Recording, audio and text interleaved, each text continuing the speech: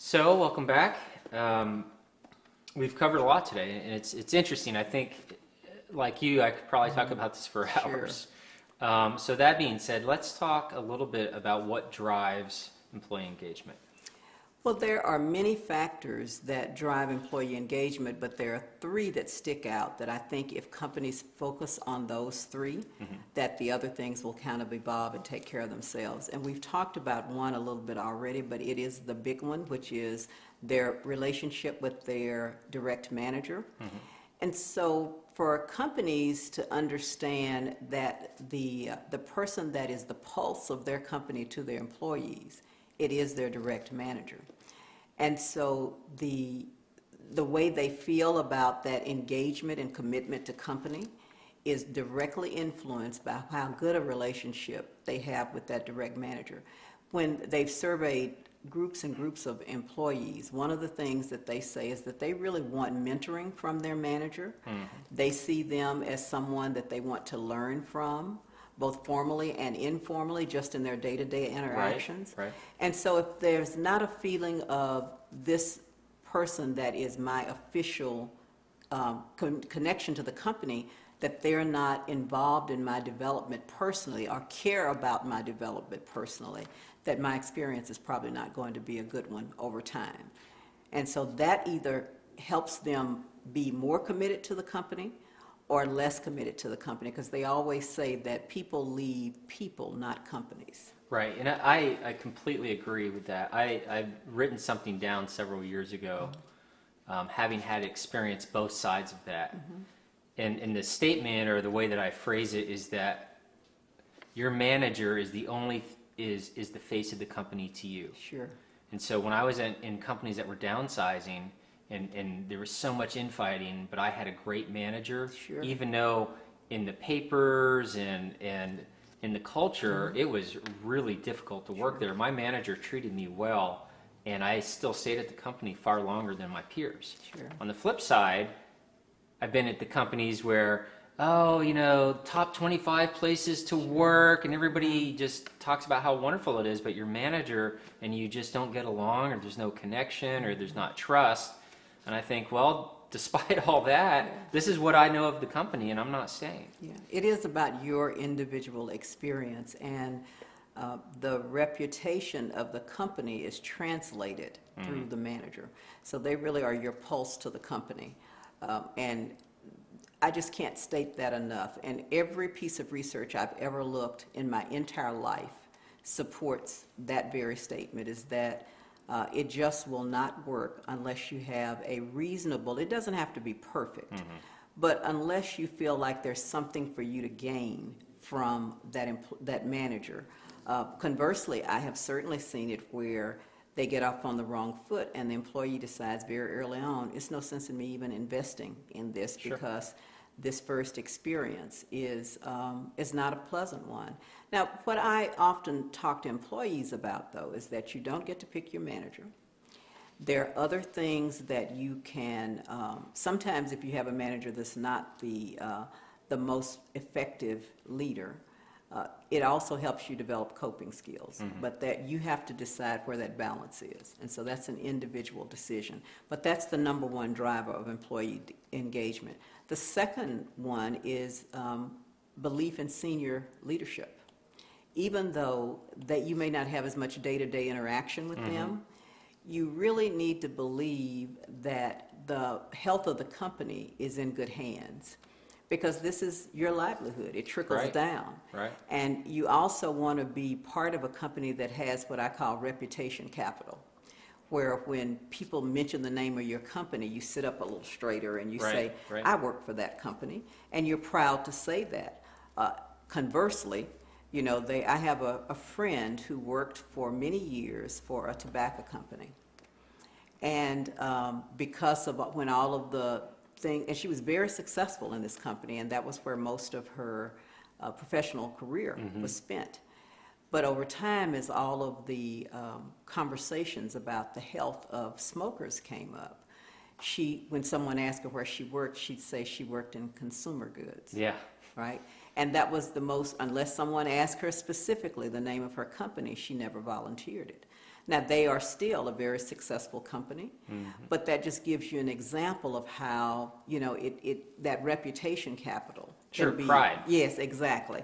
To say that I work for, you know, sometimes a nonprofit people are, like my son works for Habitat for Humanities. He's very excited to share with people the impact that they have on lives Right. and giving homes to people. They just had President Carter in town for Habitat for America, and he got to meet the president, and so that reputation capital and the trust in senior leadership is really important, that they have the best interests of the company at heart. And then the third thing is that they want to know that the company is going to be someplace that they can grow and contribute. You know, so that really is important. The growth piece, especially for the younger generation, is something, growth and feedback. Those are the two things that distinguish that generation from the other generations in the workplace. And the feedback doesn't have to be positive. They just want to know, how do I keep improving? Right. So if no one's telling them that, they feel like you're not invested in their continued growth and development. And you have to keep in mind that this generation is the one that says my skills are my competitive edge. And so in order for me to be, my security, if there is one, it is such a thing anymore, is in my continuing to grow and add skills. And if I'm not doing that, then I'm not in a place that's going to help me stay competitive. Sure, and a lot of the culture around technology, they grew up more with technology. Sure. And a lot of that gives you instant feedback. Sure. You're used to doing something, and then something appears or reappears, Sure. or someone acts Yeah. and reacts. So yeah, So it makes sense. those are the things that are like the most important three things for employee engagement. There are many other subcategories, but I think if companies focus on those three, and from a senior leadership perspective, it's the communication with the employees. I think one of the most effective, you know, I worked for a large company that for a long time, and so I was there for some of the really big highs and some of the really big lows. Sure. And what I saw and learned as a leader when I watched our CEO that came in when things were in, you know, disarray, what I saw him do was engage the employees. Number one, he started referring to us as colleagues. Every note started out, not dear employees, not dear team, but dear colleagues. And I think that language made such a difference, because even though most of us would probably never meet him, you felt like he was talking to you as a team member, Right. even though he had a different role. And so everything was about dear colleagues. The other thing I saw him do that was really important, that gave me some view into his philosophy of senior leadership, was he talked about how important it was that we viewed our competition as being outside our walls and not between us. That was huge, because we were such a huge company, and we sometimes had policies that caused us to compete against Sure. each other. Sure. And he made it hard for us to do that by some of the things he put in place that just didn't make any sense for us to do that. And he continued to talk about the fact that our competition was outside our walls, and started reinventing the company in that way. He also said to us as a company that we're only going to compete in markets where we can be number one or number two. And so we were going to strip away, but he gave us a direction. We knew where he was taking us, so that we could figure out what was our part to play in that. That's that empowerment piece. And he started to reinstill and undergird the pride we had in saying that we worked for that company. And that was palpable. I mean, it was really, really palpable. The other thing that he did, and most of our leaders have done, even though the company was over 400,000 employees and still is, they made it feel small. So when Katrina hit, and we had employees that were impacted, when 9/11 happened, and we had employees that were impacted, within, I mean, like less than an hour, we got communications that said, we've identified where every employee is, here are the things they need, we're going to take care of them, but if you want to do something for your employees, here's a list of things that you could do. Right. It made it feel like you knew all the people, even though they were another part of the world. You, as a fellow colleague, had one, you knew the company was taking care of them, and two, if you wanted to do something personal, they told you how you could make a difference. Sure. So that really solidified that whole team and colleague experience, and it made you feel like you were a part of something that was major in the world, and that the products and services you were offering to customers were going to make a positive difference. So you stayed engaged, as I did for 38 years. Yeah, the undertone, to get back to stuff we talked about earlier, is just you have an emotional connection, Absolutely.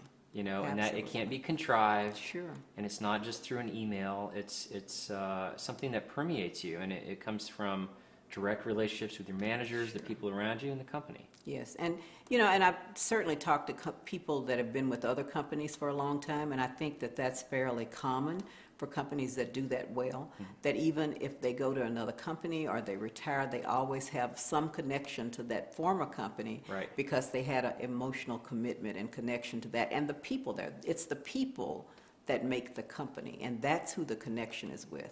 And so when companies are able to do that, their employees stay engaged. And what they have to think about is even the employees that choose to leave may be customers. So that's an even bigger reason that even when people choose a different path because they think it's better for them long-term, they may end up being your customer. So you still want them to have a good experience with your brand. Right. So I think that's, and I think, probably the thing that we can end with, Mike, is to just let me share some of the tips for Okay. employee engagement. And I Perfect. really want to refer to these to get them right. We talked about some of them, but one is that senior leadership must articulate a clear vision to all employees. I just described to you what it was like working in a company with over 400,000 people, but feeling like I got the same message each of us did about where we were going as a company. And so our senior leadership was consistent in the way they communicated to us and the way they shared where they were taking us so we could figure out what our part was. The second one is that employees should be encouraged to communicate openly and influence the company's vision throughout their input. That is so key. Again, it's that, what can I do in my role? There's the bigger vision, but if I can't figure out where I play my piece, then it's not fulfilling to me. Sure. And I'll give you an example of a game that we used to play that I think represents this point very well. In the early 90s, when the company needed to go through a transformation, they gave training to every leadership employee to prepare us for the transformation. And one of the games we played was we had to construct a puzzle as a team. And so they dump out all of the pieces of the puzzle in just a random fashion. It was a big puzzle. And then there were probably sometimes as many as 20, 30 people that had to put this puzzle together as a team. What we learned by that is when we just jumped in on this pile of puzzle pieces and started trying to figure it out, it was really difficult until someone spotted that they had put the box top with a picture of the completed puzzle in the room somewhere for us to see, to discover. They didn't tell us, look at this box top and it'll help you. They just put it somewhere in the room. But once we found that puzzle, which represented the vision, we each know where to play our piece then. Somebody said, oh, I've got borders to the puzzle. And so maybe I can put the borders in first and that'll help you all fill in the rest of the pieces. And by looking at the vision, which was the completed puzzle, we could see where the green colors were, and we'd say, I have a green piece, so my piece goes with these other green pieces. And it really helped us put the puzzle together quicker and be more efficient and effective in the way we did it as a team. Sure. So that's what it means when senior leadership shares the vision and employees can figure out, where do I play my piece, right? So that's number two. Direct managers should foster healthy relationships with their employees. And healthy is, it's individual.